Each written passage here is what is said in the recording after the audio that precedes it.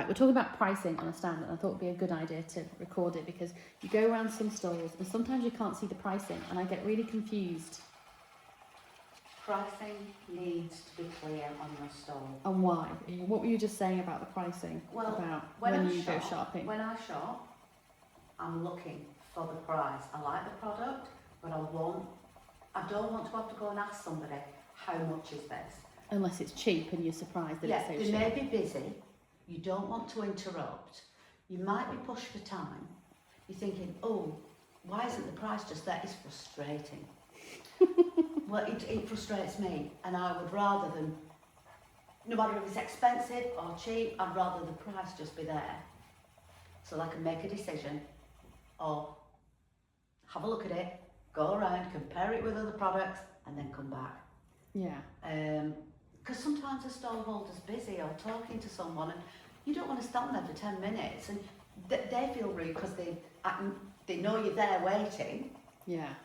But you're speaking to somebody else, and I think the other thing is you don't want to ask what the price of something is, it's and awkward. then you feel embarrassed if you actually don't want to buy it because it's too expensive. Yeah, and you walk away. So yeah, but you don't want to feel embarrassed. no, you don't. So I think the price should be really clear. People can just look, yeah or nay, and walk away. That's why I quite like big pricing signs, like we're grouping everything together in one section. I see the bath that we did this weekend, that did really well because it was easily priced. We didn't get anyone coming up to us and saying, how much is this? Well, I did, but it was the other way around. Is this really £1.40? Yeah, but was that's the questions completely you've got. different, isn't it? Yeah.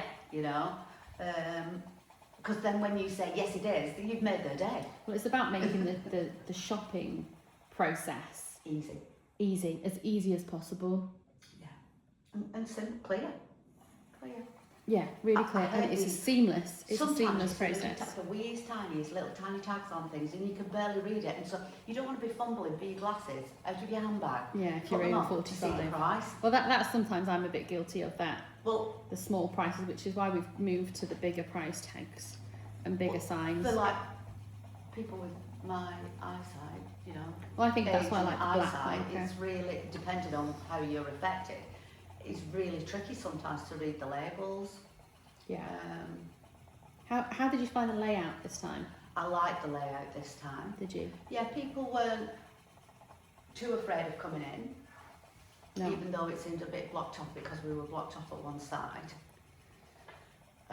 Where we didn't expect to be blocked off. No. But it still worked. Well, I thought it worked really well, and I also thought because we had another table on the other side, so we had a modified Z layout. We could do extra products. Well, yeah, but it meant we could sit there, and as people walked in, they didn't feel like they were being glared at or hounded at, but we were there if they wanted to ask questions. Because we were doing, we were because I do think sometimes demonstrating, and I think sometimes when you go into a stall, someone's looking at you because they're not busy. it's horrible. Or I really don't like it. It makes me feel quite anxious.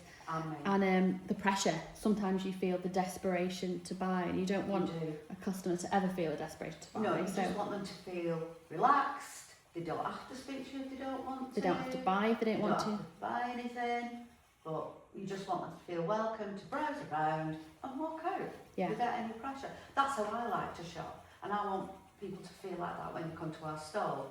I think you've always got to keep in mind you as a consumer, yourself as a consumer. Your own behaviours. Yeah, and what you like. And I don't like being talked to. I don't like being looked at by shop assistants. I don't like being approached and said, "Can I help you?" No, I went into quite a famous retail shop to buy some makeup in a city recently, and it's quite an expensive shop. And I went in, and every minute on the dot, a different sales assistant came up to me and said, "Is there anything I can help you with? Would you like to try anything?"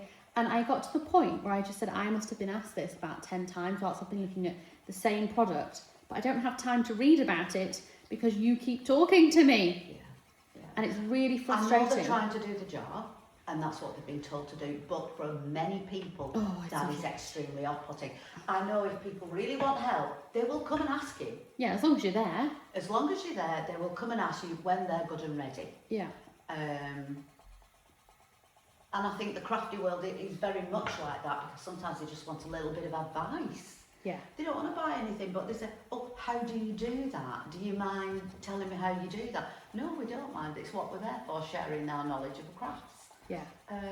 Because I like going to different craft stalls and asking them, oh, how did you do that? You know? Yeah. And most craft people are very willing to stand there for half an hour telling you about how you did something. We'll just share, it's the hive mind, isn't it? And I think a lot of us do it because we enjoy doing it. Well, I think we're certainly never going to be millionaires having stalls. So we do it really because of the joy of doing it. Yeah. And seeing people when they get a bargain and, oh, brilliant, you know, it's £1.40. So yeah, it's really nice. Yeah, it is. And to share your knowledge with each other. Yeah. No, you're never going to be a millionaire, but... Well, there are some market stall holders that became millionaires. But I think they also prescribe to the concept it's got to be a bargain or a treat, and it's got to be easy to buy. Yeah. Well, hopefully we're making some progress along that idea of making things a bargain or a treat. I think we've made a lot of progress. I think we made a huge amount of progress. What would be nice is to maybe know what kind of kits people might like. Cheap kits. Nothing like £30-40, but say under £5. Yeah. You know, what things would people maybe like to make or like to needle felt? Oh, you're about needle felt? Yeah. What would they like to do? Yeah. But we're talking about relatively small objects, aren't we? Not huge ones. We are talking about small objects. The other thing that we could do as well, we could do bigger kits, larger kits. Yeah. But instead of them being boxed up into a box with a big fancy label on, I think we need to keep the price accessible. Yeah, so you know, it's about the cheaper we can make it, the cheaper we can sell it for. yeah. But it still has to meet the quality. So rather maybe in a requirements. brown paper bag with a little smaller label on. I mean, Oh, that's practically a treat. I mean the boxes are nice and it does look like a real treat, but some kits you would really like to make, but you look at the price of £35 to £40, and it's a treat. And it's we're not in the treat economy at the moment. No, I think I might look into making larger kits, but more economically. That doesn't mean to say that, you know, the quality's any less. So we're not going to compromise quality, The but it's the fibre same won't be- experience. Yeah, but it gives you the same experience, but just for less. Yeah. Because just because the economy's bad doesn't mean to say you don't want to create. In fact, often you want to create more. You're not going out shopping as much. You buy yourself your little bag of Fluff. you know, fluff, and you do your bit of spinning, and that brightens your day. It cheers you up. Yeah. Because you can't spend on a day out. Yeah, or eating out. Eating out is incredibly It's expensive really now. expensive now. This is why we sometimes do cups of coffee if I've got a socket on our stall. Yeah, we will offer people. So if you buy something from us, I'll make you a cup of coffee. I mean, we Just have bring some your mug. people just come and sit for the coffee. They don't Well, mind no, it. that's not some people. That's husbands. Husbands, yeah, but they're more than welcome. They are more than welcome to come and pitch up with their own hobby. Yeah, in fact, I'll make them a cup of coffee. one gentleman came, didn't he? And he's been before, and he's had coffee with us. And this time, he brought his own little hobby with him. He did, yeah. He was making little wooden lambs and goats and Oh, all it was kinds so of creatures. cute. Really, really cute. And we benefited this time from giving him coffee because we got 2 sheep. Oh, And he a did give goat. us 2 sheep for our And stall. also a little Lego man Yeah, that he key made, ring sat there making. for So George. happy days. Yeah. In fact, I put it in my glass and it's still in my bag. You have to give it to him. He'll like that. No, give it back. Well, he was also good company. But you know, I was interested in how he made them, and it was all very fascinating. It was. But And he doesn't sell his products, so he just gives them away to he just people. gives them away. But it's a hobby, isn't it, for It is. him? Oh, hello. Oh, she pass it me up. This is the, I'll hang it. There we go. The Lego man. I've put the wooden animals in Henry and George's toys. Oh, I wanted those on the stove. And then you can have them next time. No, I've seen them. They look nice, actually. They are lovely for the boys. Good. Right, I think I must go. Where? I have kits to make. I'm going to make Christmas pudding kits. Okay. For maybe £2.50 with a needle in. So, bargain. Yeah, absolute bargain. And then you can get them made for Christmas or buy your Christmas presents early.